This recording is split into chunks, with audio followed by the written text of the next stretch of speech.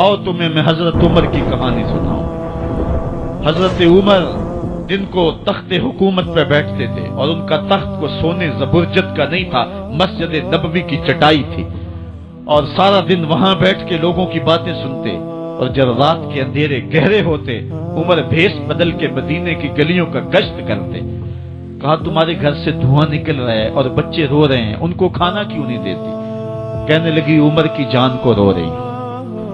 उमर के पांव तले से जमीन निकल गई। कहा क्या हुआ? कहा 3 दिन से हमारे यहाँ खाने के लिए कुछ नहीं है, रोजाना बच्चे रोते हैं और मैं हंडिया के अंदर पत्थर डाल करके नीचे से आग डालती रहती हूँ कि बच्चे इंतजार कर करके सो जाएंगे, कम वक्त सो भी नहीं रहे और वो पत्थर पकेंगे भी क्या, और मैं उमर की जान को रो रही हूँ। हजरत उमर का कलेजा दहलने लगा। फौरन पलटे वापस बैतुल माल में आए, घी का एक कनस्तर लिया, आटे की बोरी ली, मिर्च मसाला जात बहुत कुछ उठाया, अपने कंधे पे रखा, बोरी अपनी कमर पे ला दी। उमर बैतुल माल से निकले तो आपके खादम असलम ने देख लिया, आगे बढ़ा, कहा मेरे आका मैं उठाता हूँ। उमर की आंखों में आंसू है। कहा असलम कयामत के दिन मेरा बोझ उठा लोगे? कहा कयामत के दिन तो अपना अपना बोझ उठाना पड़ेगा। कहा उमर को आज अपना ही उठाने दो। हजरत उमर वो घी का कनस्तर और वो आटे की बोरी सर पे उठाए हैं और उस खातून के घर जाते हैं और दस्तक देते हैं। वो जब देखती है उसकी जान में जान आ जाती है। कहा जल्दी जल्दी आटा गूंदो और उमर सब्जी काटने लग जाते हैं। हजरत उमर रज़ी अल्लाह ताला अन्हो सब्जी तैयार कर देते, उधर आटा गूंद जाता है और फिर ऊपर चूल्हा रखा जाता है, चूल्हे के अंदर आग रखी जाती है, वो खाना पकाने लगती है, आग बुझती है। तारीख ने लिखा है आग बुझने लगती है, उमर झुक करके फूंके मारता है। उमर झुक झुक के फूंके मारता है। खाना पक गया और बच्चों के सामने खाना रख दिया, बच्चे खा रहे हैं। अब बच्चे रो रो के निढाल हो चुके थे। हजरत उमर अपने हाथों को और अपने घुटनों को और अपने पांव को जमीन पे लगा के, जिस तरह बकरी का बच्चा चलता है वेड़े के अंदर, कभी इधर चलते हैं कभी इधर चलते हैं, ताकि बच्चे मुझे देख के खुश हों और दिल में कहते उमर जितना रुलाया है अब इतना हंसाना भी पड़ेगा। तो कभी उमर अमीरुल मोमिनीन, ये मैं किसी आज के जो है वो लोगों के वोटों पे मुंतखब होने वाले हुक्मरान की कहानी नहीं सुना रहा, मैं उस उमर की कहानी सुना रहा हूं जो 23 लाख मुरब्बा मील का हुक्मरान है, आधी दुनिया का बादशाह है। हजरत उमर जो है जिस तरह बकरी का बच्चा चलता है इस तरह अपने हाथ और अपने घुटने जमीन पे टेक करके जो है वो इस तरह चलते हैं। बच्चे उमर को देख के मुस्कुराते हैं। जब बच्चे मुस्कुराने लगे तो हजरत उमर ने उस खातून से कहा बुढ़िया उमर को माफ कर दे। उसने कहा तू इतनी हमदर्दी क्यों करता है? कहा उमर बेचारा बड़ा फंसा हुआ है, फिक्र है उसको यरमूक को, फुस्तात तो हुलवान की, जब फतह है मिस्र तो तैयारी है ईरान की, आते जाते वफद से मुलाकात भी करता होगा, आते जाते वफद से मुलाकात भी करता होगा और शब को मालूम हालात भी करता होगा। कांटों में उलझी हुई बेचारे की जान है, नींद उसको भी आती है, आखिर वो इंसान है, मेरी बहन उमर को माफ कर दे। उसने कहा नाना उमर की बात मेरे सामने न कर, कयामत का दिन होगा, उमर का गिरेबान होगा और मेरा हाथ होगा।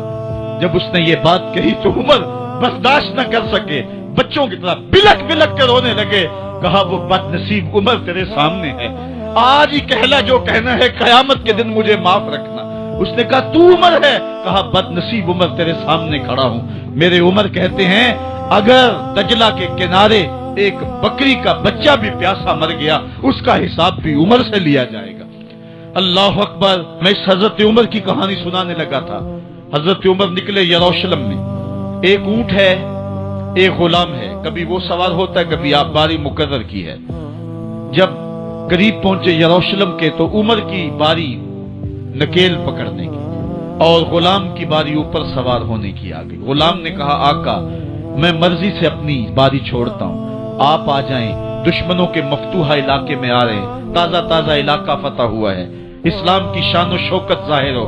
उमर ने कहा इस्लाम की शान और शौकत ऐसे जाहिर नहीं होती है, अपनी बारी पे तुम बैठोगे, अपनी बारी पे मैं बैठूंगा। लोग मुंतजिर खड़े हैं, دور سے جب دیکھا کہا اس کی ہیبت سے کانپتے تھے ہم، یہ تو کوئی حبشی لگتا ہے، رنگ کالا ہے، ہونٹ موٹے ہیں، اس سے تو زیادہ حسین اس کا غلام ہے جو آگے آگے چل رہا ہے۔ حضرت ابو عبیدہ نے کہا دھوکہ کھا رہے ہو، ہمارا آقا وہ نہیں ہے جو اونٹنی کے اوپر سوار ہے، ہمارا آقا وہ ہے جو لگام تھامے آگے آگے چل رہا ہے۔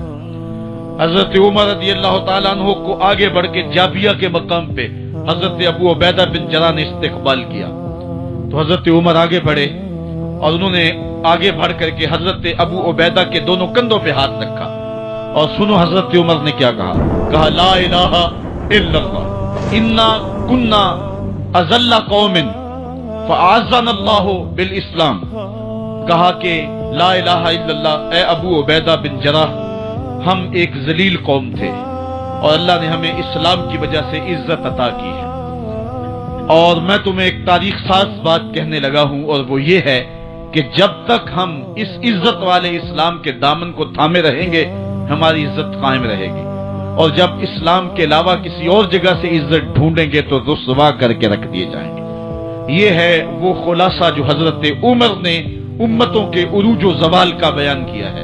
اس امت کو جو خیرات ملی ہے تخت و تاج کی، وہ پینٹاگون سے نہیں ملی، وہ واشنگٹن سے نہیں ملی، وہ وائٹ ہاؤس سے نہیں ملی، وہ محمد عربی کے جوڑوں کا صدقہ ملی ہے۔ اس لیے جب ہم نے اسلام سے انحراف کیا، آج ہماری نظریں مغرب کی طرف لگی ہے کہ تخت و تاج اس سے نصیب ہوتے ہیں، اور دنیا کے اوپر ہم رسوا ہو کے رہ گئے۔ ہماری پستی، ہماری زبوحالی، ہماری ذلت کا سبب یہ ہے کہ جس جگہ سے ہمیں عزت ملی تھی ہم نے وہ مرکز ہی چھوڑ دیا ہے۔ اس مرکز حیات کو، اس مرکز زندگی کو، اس مرکز عزت کو ہم نے چھوڑ دیا ہے، اور دنیا کے اوپر ہم رسوا ہو رہے ہیں۔ انہی حضرت عمر کی کہانی ہے۔ وادی تہامہ سے گزر رہے تھے کہ بچوں کی طرح بلک بلک کے رونے لگے۔ کہا عمر جوان آدمی ہو اور بچوں کی طرح بلک کے رو رہے ہو؟ کہا تم نہیں جانتے، مجھے بچپن کی کہانی یاد آ گئی۔ کہا کیا کہانی ہے؟ کہا یہی عرض تہامہ تھی، میرے باپ خطاب نے مجھے 5 اونٹ دیے تھے، کہا انہیں لائن میں کھڑا کرو سیدھا، میں آگے والا سیدھا کرتا تھا پیچھے والا ٹیڑھا ہو جاتا، پیچھے والا سیدھا کرتا آگے والا ٹیڑھا ہو جاتا۔ میرے باپ خطاب نے مجھے بڑا مارا۔ کہا ایک عرب کے بیٹے ہو کہ تم سے 5 اونٹ لائن میں کھڑے نہیں ہوتے؟ کہا ایک زمانہ عمر پہ وہ تھا کہ اس سے 5 اونٹ لائن میں کھڑے نہیں ہوتے تھے، اور آج شرق سے لے کر غرب تک 23 لاکھ مربع میل کی حکمرانی اور انسان بھی لائن میں کھڑے ہیں۔ یہ محمد عربی کے جوڑوں کا صدقہ نہیں ہے تو اور کیا ہے؟ عمر سے تو 5 اونٹ لائن میں کھڑے نہیں ہوتے تھے۔ تو یہ عزتیں، یہ تخت و تاج، یہ حکومتیں ہمیں حضور کی دہلیز سے ملی۔ جب ہم نے اس دہلیز کو چھوڑ دیا تو دنیا کے اوپر